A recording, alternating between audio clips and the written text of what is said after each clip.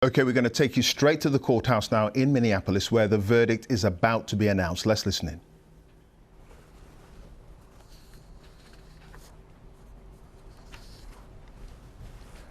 And the judge there, who has been dealing with this trial, hearing evidence from both sides for at least 3 weeks. Highly emotive case. I understand you have a verdict. And here we go.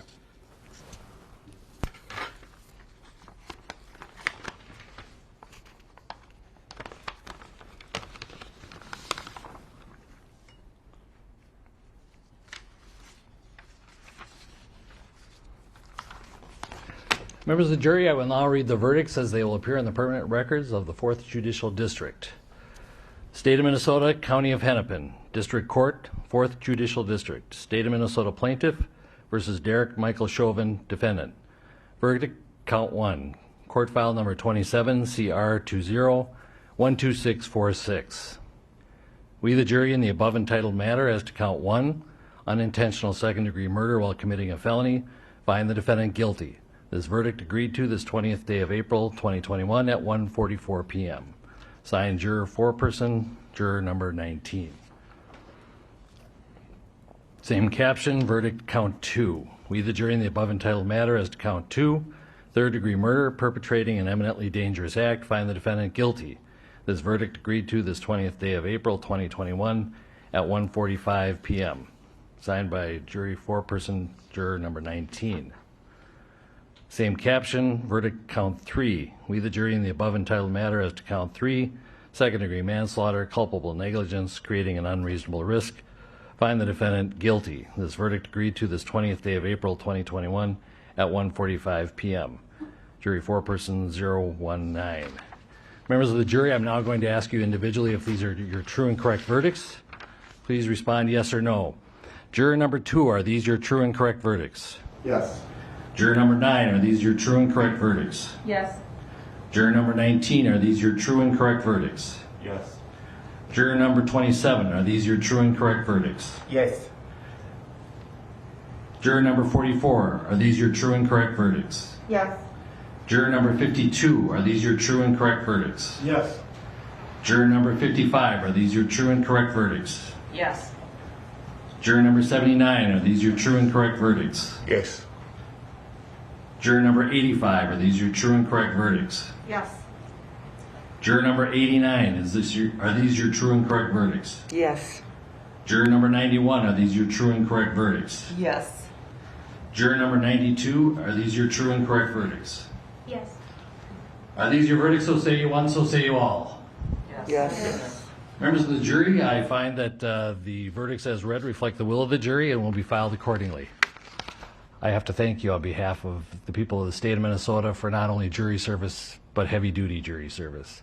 What I'm going to ask you to do now is to follow the deputy back into your usual room, and I will join Judge Peter Cahill there in the courthouse in Minneapolis, hearing those verdicts. Count 1, unintentional second-degree murder, guilty. Count 2, third-degree murder, guilty. And count 3, second-degree manslaughter, also guilty. Guilty of all the charges. Let's go to our North America correspondent, Nick Bryant, who's also in Minneapolis for us tonight. Nick, this is what the family, this is what the prosecution, and indeed it seems the President of the United States wanted. Clive, you've taken the words out of my mouth. Guilty, guilty, guilty. Exactly what the Floyd family wanted. Exactly what the protesters wanted. And it seems exactly what the President of the United States, Joe Biden, wanted as well. He made this extraordinary intervention early on while the jury was considering its verdict, while they were sequestered in a hotel. He said he'd spoken to the Floyd family and that he'd prayed for justice, and that on the evidence that he's seen, he was hoping for a guilty verdict. And that is what has happened. Guilty of second-degree murder. That's unintentional murder. Guilty of third-degree murder. Guilty of the manslaughter charge as well. And the worst charge in that carries a maximum sentence of 40 years. And actually, prosecutors have indicated they might actually try and get additional years added on to that sentence. And the question, Clive, is, as you know, how will this verdict be received around the country? For a lot of African Americans, there will be a sense that justice has been done in this case, but obviously they're looking for justice across the board in so many other areas of their life. So this has been such a moment of racial reckoning, but the question remains whether this will be a moment of racial reconciliation. As you and I both know, this country is so bitterly divided along its angriest fault line of race, but at least this verdict may calm the mood. So many cities are doing what Minneapolis have done today, which is to board up in anticipation of furious protests. Well, there won't be fury on the streets tonight, but there may be protests on the streets tonight, and that always carries the potential of trouble. But, as you say, this is the verdict that the protesters in this trial and the family of George Floyd so dearly wanted. Nick, thank you for that. Nick Bryant there in Minneapolis. We're going to go back to the city now and talk to Lebo Diseko, our correspondent, who's actually standing outside the store where George Floyd died almost exactly a year ago. Lebo, lots of security on the streets. The authorities worried about protests and crowds. What's the situation now? Well, Clive, as each of those verdicts was given, people here cheered. People were watching, and I heard people clapping, cheering as each of the guilty counts was read. I was speaking to people before the verdict came in, and they were saying to me that the only verdict they would accept as justice was guilty on all counts, and that would be the beginning of not even a healing. Somebody described it to me as a chance to reset when you take into account all of the racism, the legacy of white supremacy in this country. That is how it was described to me, and somebody compared it to placing your leg in a cast after a break. It doesn't put things right, but it's the beginnings of a start of healing. Lebo, thank you for that. Lebo Diseko live in Minneapolis there. Let's get some wider perspective now from our North America editor, John Sopel, who is in Washington. John, the death of George Floyd, it sparked riots across America. It sparked protests around the world. And the president, we know, has intervened today. How would you sum up the state of relations, race relations in America following this verdict now?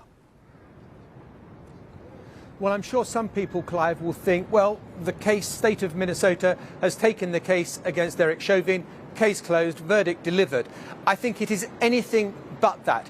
I think the tension in this country has been palpable. Joe Biden, just down the road from here, has been huddled around the TV set along with his key aides. I'm sure he's going to come out and have words to say very shortly. The National Guard in Washington has been mobilized for fear of trouble. It is the same across the country. States of emergency have been declared because of what might have unfolded and what might still unfold, because this isn't about just Mr. Chauvin. This is about justice in America and the sense that if you are black, you're more likely to be arrested, more likely to be charged. In the case of George Floyd, die at the hands of the police. So there is two questions that I think come out of this. One is criminal justice. Can criminal justice be properly delivered to the African American population in this country, to minorities who feel that the odds are stacked against them? And the second question is about who polices the police. Is there going to be police reform at the end of this that will somehow change the equation and make black people feel in this country that they are treated evenly and that justice, to use the old hackneyed phrase, is blind, or in this particular case, colourblind? The whole idea of the US Constitution, it's in the preamble, is to create a more perfect union. In other words, to keep the country together as one. Maybe at the end of this, a small step has been taken forward, but I think campaigners would argue that even after this, there is still a very long way to go. OK, John, thank you for that. John Sopel there, live in Washington.